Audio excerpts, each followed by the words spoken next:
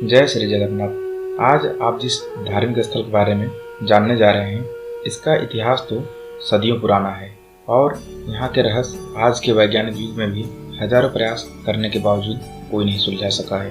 दोस्तों, मैं बात कर रहा हूँ चार धाम में से एक श्री जगन्नाथ धाम की। यह मंदिर जगन्नाथ यानी भगवान कृष्ण को समर्पित भारत के ओडिशा राज्य के बंगाल की खाड़ी से लगे समुद्र तट पर पुरी शहर में स्थित है।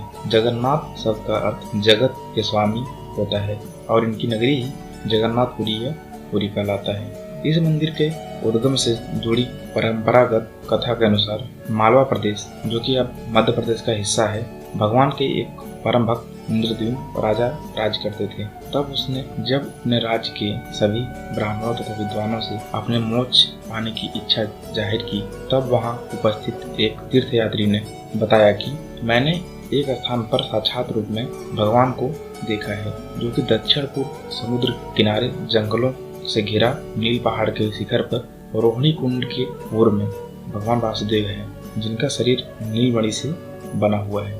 तब राजा इंद्रद्युम्न ने नीलमाधव की प्रतिमा ढूंढने के लिए विद्यापति को चुना। तब विद्यापति उस जगह पे पहुंच गए जहां सवर जाति के लोग रहते थे। विश्वासु, जो कि सवर जाति के मुखिया और नीलमाधव के परम भक्त थे, उनसे विनती करने पर विद्यापति को विश्वासु ने दर्शन कराया। परंतु जब राजा इंद्रद्युम्न दर्शन करने पहुंचे तब नीलमाधव ओझल हो गए थे, जिससे कि इंद्रद्युम्न बहुत दुखी हो गए। फिर राजा इंद्रद्युम्न ने कड़ी तपस्या की। तब भगवान विष्णु ने स्वप्न में बताया कि पुरी के समुद्र तट पर वह जाएं और उसे एक दारू यानी कि लकड़ी का लट्ठा मिलेगा।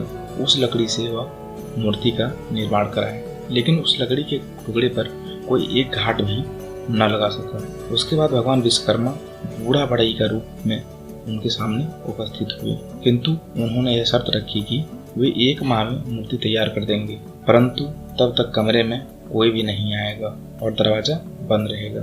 माह के अंतिम दिनों में जब कई दिनों तक कोई भी आवाज कमरे से बाहर नहीं आई, तब उत्सुकतावश रानी के कहने पर उस कमरे का दरवाजा खोला गया। तब वृद्ध कारीगर द्वार खोलकर बाहर आ गया और राजा से कहा कि मूर्तियां तो अभी अपूर्ण हैं, उनके हाथ अभी बने नहीं थे। राजा के अफसोस करने पर मूर्तिकार ने बताया कि यह सब दैववश हुआ है और यह मूर्ति ऐसे ही स्थापित होकर पूजी जाएंगी। तब वहीं पर तीनों भगवान श्री जगन्नाथ, बलभद्र और सुभद्रा की मूर्तियां मंदिर में स्थापित की गई। ओडिशा शासक अनंग भीमदेव ने इस मंदिर को 1174 में वर्तमान रूप दिया था।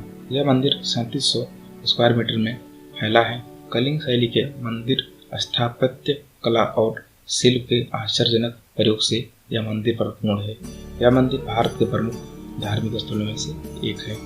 तो चलिए देखते हैं इस मंदिर के कुछ अनसुलझे रहस्य। इस मंदिर का पहला रहस्य है ब्रह्म पदार्थ का रहस्य। ऐसा माना जाता है कि जब भगवान कृष्ण का शरीर पंचतत्व में विलीन हो गया, तब भी उनका हृदय धड़क रहा था, जो कि आज भी यहाँ स्थापित मूर्ति में उपस्थित है। और जब हर 12 वर्ष पर मूर्ति को बदला जाता है, तब पूरे शहर में अंधेरा करके कड़ी सुरक्षा के बीच कुछ पुजारी अपने आंख पर पट्टी बांधकर और हाथों में कपड़ा लपेटकर पुरानी मूर्ति में उपस्थित ब्रह्म पदार्थ को नई मूर्ति में स्थापित किया जाता है। आज तक इसे कोई देख नहीं पाया है।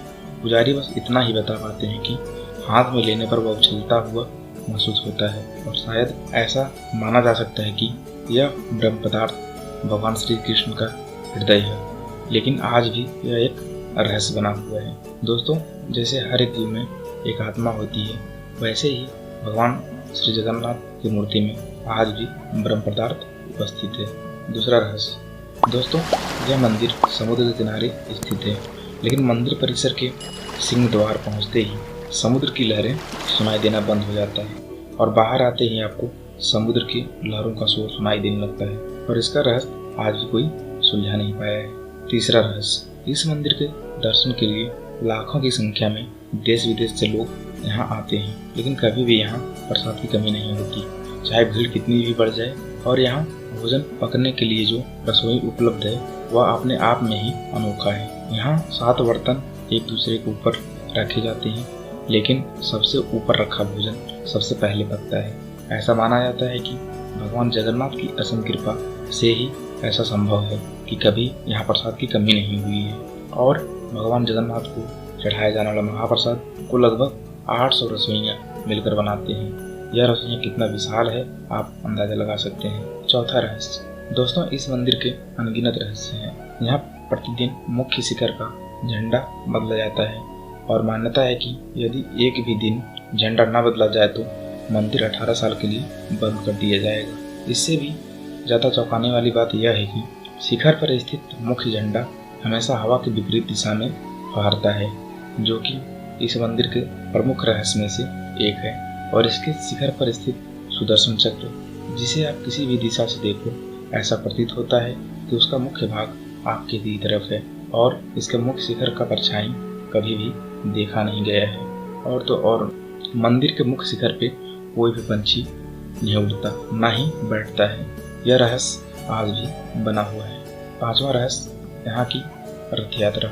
पौराणिक मान्यता के अनुसार स्नान पूर्णिमा के दिन भगवान जगन्नाथ का अवतरण दिवस होता है। इस दिन भगवान जगन्नाथ को बड़े भाई बलराम और बहन सुभद्रा को मंदिर में बने मंडप में ले जाया जाता है और यहाँ 108 कलश से उन्हें स्नान कराया जाता है। इसके बाद उन्हें 15 दिन के लिए एक खास कमरे में रखा जाता है।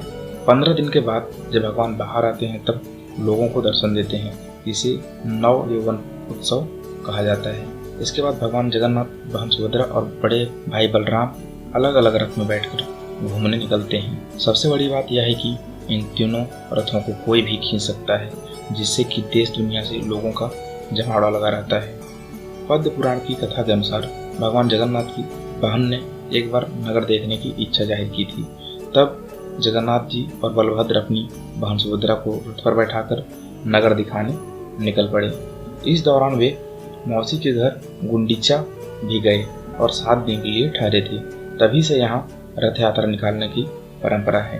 पंचांग के अनुसार जगन्नाथ रथ यात्रा हर साल आषाढ़ शुक्ल पक्ष की द्वितीय तिथि से शुरू होती है, जो कि एकादशी तक चलती है। यह पर्व जून या जुलाई माह में आयोजित की जाती है। दोस्तों, इस मंदिर के रहस्यों को देखने और महसूस करने के बाद आप आसपास के कुछ प्रमुख जगह पर घूम सकते हैं। पहला है कोणार्क सूर्य मंदिर। 700 साल पुराना कोणार्क का सूर्य मंदिर भारत के सबसे प्रसिद्ध मंदिरों में से एक है।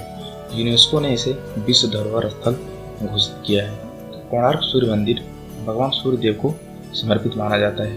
कोणार्क मंदिर सूर्य देवता के पौराणिक रथ से मिलता जुलता माना जाता है। कोणार्क अपने शांत वातावरण और अपनी निर्मित शैली के कारण पुरी का एक प्रमुख पर्यटन स्थल माना जाता है। यह मंदिर जगन्नाथ मंदिर से लगभग 35 किलोमीटर की दूरी पर स्थित है। दूसरा है गुंडीचा घर मंदिर। गुंडीचा घर मंदिर पुरी के सबसे प्रसिद्ध मंदिरों में से एक है। प्रचलित मान्यता के अनुसार पुरी में स्थित गुंडीचा घर मंदिर भगवान श्री कृष्ण की मौसी का निवास स्थान माना जाता है, जिन्हें गुंडीचा कहा जाता था। यह मुख्य मंदिर से 3 किलोमीटर की दूरी पर स्थित है। तीसरा पर्यटन स्थल है लोकनाथ मंदिर। पुरी का यह लोकनाथ मंदिर शिव मंदिर के नाम से भी जाना जाता है। प्रचलित मान्यता के अनुसार उड़ीसा का यह मंदिर 11वीं या 12वीं शताब्दी ईस्वी में भगवान राम ने इस मंदिर की स्थापना की थी। हिंदू धर्म को मानने वाले लोग अक्सर भगवान लोकनाथ की एक झलक पाने के लिए इस मंदिर में आते हैं। चौथा पर्यटन स्थल है पुरी बीच।